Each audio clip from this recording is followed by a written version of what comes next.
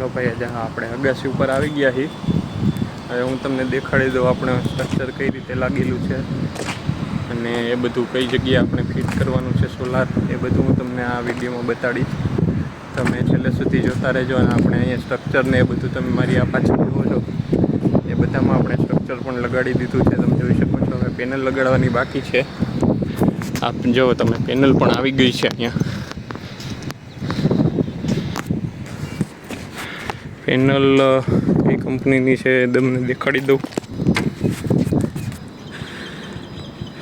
Panel વારી કંપનીની 560 વોટની પેનલ છે.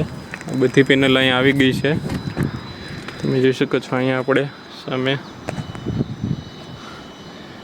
સામે બધા સ્ટ્રક્ચર લાગી ગયા છે. આ બાજુ પેનલના સ્ટ્રક્ચર પણ લાગી ગયેલું છે.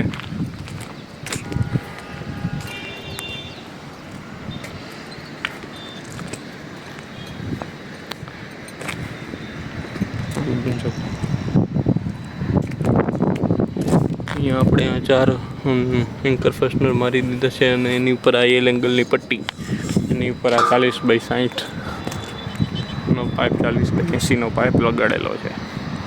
આ બાજુ રાફ્ટર પણ આપણે 40x80ની, અને આ તમે જે પર્લિન જોવો છો ઉપર, પર્લિન 40x60ની છે. આ બાજુ તમે આ જે પેનલની પાછળ જોવો છો તે આપણે ઇન્વર્ટર લગાડવાનું છે. હું તમને ઇન્વર્ટરની જગ્યા બધી દેખાડી દઉં.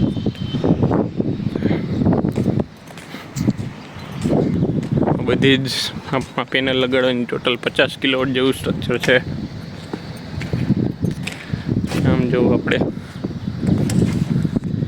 આ તમે જે સામે દિવાલ જોવો છો ત્યાં આપણે ઇન્વર્ટર ને એ બધું લગાડવાનું છે.